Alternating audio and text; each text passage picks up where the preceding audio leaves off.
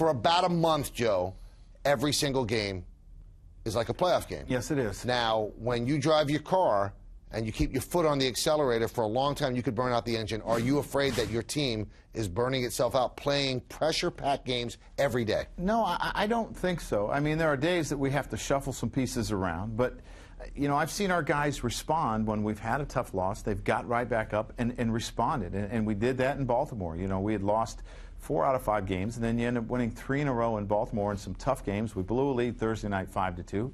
We score a run in the top of the 9th and end up winning that game. So I don't think so. You know, do I have to be careful with some guys? Yeah, I do, but I don't think we're burnt out. You don't feel fatigue at all. You don't sense it. Well, everyone has fatigue, Michael. It's the middle of September. I mean, guys have been going at it for a long time hard, but this is what the guys play for, and this energizes you. All right, now, there was a lot of energy at Camden Yards because both the Orioles and the Yankees are playing for one of those wild card spots. And then the first inning, talk about energy. Showalter comes out of one dugout, Girardi comes out of the other. People are separating them. What was it about? Well, it was just a heated exchange, and I've said all along that I'm going to protect our team, and that's what I do. And I'm going to stand up for our guys, and that's what I did. And there were some things that were going on that I didn't like, and I'll just leave it at that. And I expressed my opinion. I expressed it earlier before that night, and some things continued, and I just said, you know, enough. You know, obviously it's been written and talked about that, you know, the Yankees thought there was some sign stealing going on or signaling what type of pitches. And I always I'm fascinated by that, and I actually talked to Tony La Russa about it this week. Is it illegal? Is it cheating? Is it immoral? Is it unethical? And he said, no, not if it's within the field of play, but you do want it to stop. Is that accurate? Well, yeah. I mean, if you notice it's going on, you're going to try to stop it. I mean, you're just not going to let things go on, and you have to protect everything about the game. And if it's coming from the field, you got to protect it. Is there a difference between stealing signs from the field and stealing signs with the guy with the telescope and the scoreboard? Absolutely. That's cheating. Yes, I believe that's out of bounds. Uh-huh. But on the field, it's inbounds, and you want to stop it. Yes, and you have to protect it. All right, so I'm a little strange, Joe. You know that we've known each other a long time. So I start to think, what if they got past the guys blocking them?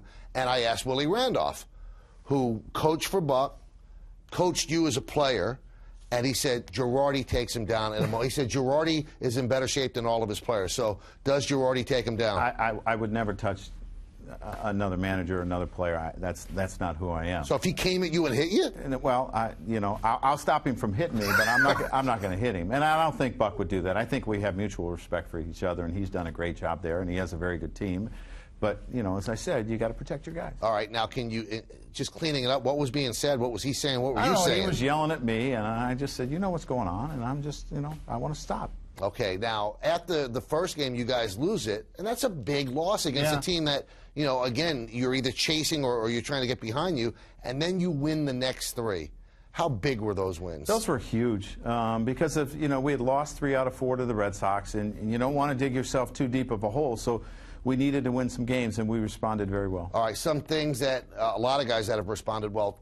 It almost seems like Cano's playing his best baseball of the year. On Friday against the Red Sox, he went 4 for 4. He seems to be hitting the ball hard, righties or lefties. How good has he been? He's been great. And you can think about Thursday, the 2 rockets he hit to the shortstop that they caught. He has been great in the month of September, and he's always been like this. I mean, his Septembers are always something to remember, and he's doing it again. A-Rod has swung the bat very well, had a big home run in Baltimore. But as you said, in scoring one of the runs on a Robbie hit, something happened with his left hamstring, and he looks like he can't move at all. No, he's not moving very well. You know, we've been DHing him because of that, and I was hoping to get him back in the field, but it might be a little bit longer, and we're just going to have to take it day by day. I'm wondering how tough of a decision it is, because in that 7th inning against the Red Sox, he's on first base with the bases loaded. Robbie gets the double. He should have scored. I mean, is it like a balancing act? It's a close game. I want him up in the 9th inning, but he's got to score. He couldn't score on that ball. It's a balancing act, because you figure if you're going to win that game, he's going to have to come up again, and you don't want to take him out too early. Mariano Rivera, 43 years old. He's the oldest player in the major leagues, and he continues to want the ball. Now, everybody keeps saying, well, he's not saving anything because he's going to retire, but you also need him for the whole season, so another balancing act? It is a balancing act, because what you can't do is you can't afford to miss him for a week or 10 days because something acts up in his shoulder or his elbow, and it is a balancing act. And we pushed him hard this week. I mean, he threw 4 out of 5 days. There were multiple innings. There was 2 innings on Sunday, I think an inning and a third on Tuesday, an inning Wednesday, an inning Thursday, and Friday he didn't pitch, but you do have to balance it, and you have to balance it with David Robertson, and we haven't had Boone Logan, so it's been a little tricky. David Robertson had been shut down for a while because his shoulder was barking, then pitched well, came back, and on Thursday he didn't pitch well. He was very upset with himself.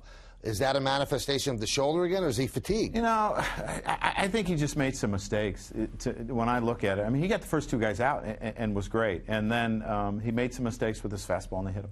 Now, one thing that sometimes gets lost in pennant race baseball, not for you obviously, is that every single game is intertwined with the other one. Mm-hmm. So if you have to use everybody in the world for Thursday, that's going to affect who you use for Friday. So you didn't have Mo available. You didn't have Robertson available on Friday. So you won Thursdays. And I know what everybody said, oh, I'll worry about tomorrow, but you have to worry about both days. Yeah, but you're at that point, you worry about tomorrow, because you don't ever know what's going to happen. You could blow someone out, or you could get blown out, and it may not even come into play. So you really have to worry about that game that day. Okay.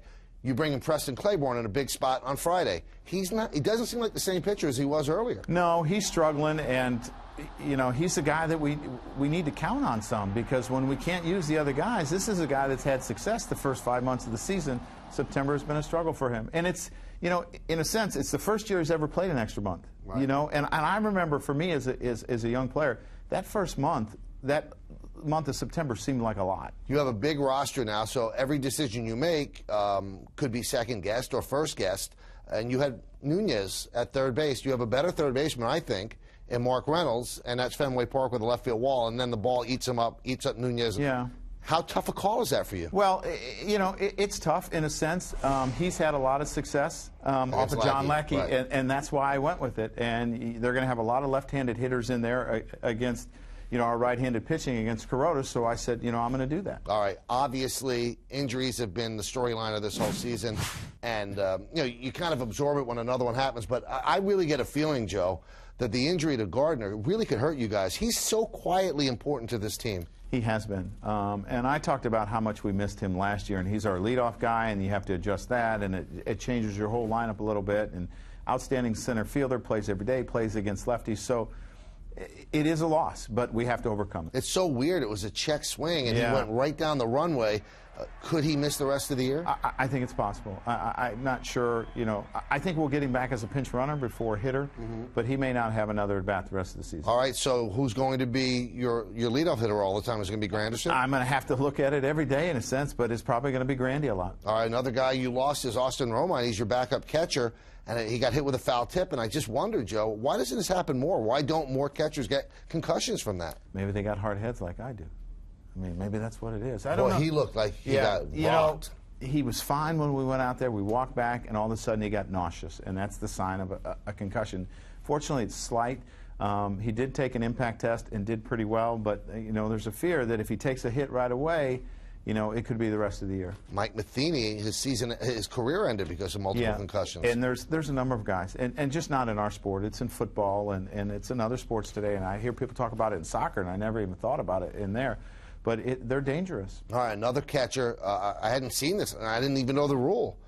Chris Stewart struck out on 2 strikes. Yeah, well, that's a speed-up rule that they're trying to incorporate in Major League Baseball because our games are too long. So I think against the Red Sox, everyone should get 2 strikes. Maybe we could play games under 3 hours. I never knew that. I mean, I thought the umpire has to say, come back. I mean, you would have thought. So the rule is that if you give yourself up, you can... No, I don't think so. I think the umpire must have lost track because Stewart lost track. And I was actually looking about some pitching changes when he went up there, and I thought, maybe I missed the first pitch, right. Because I was looking at some charts.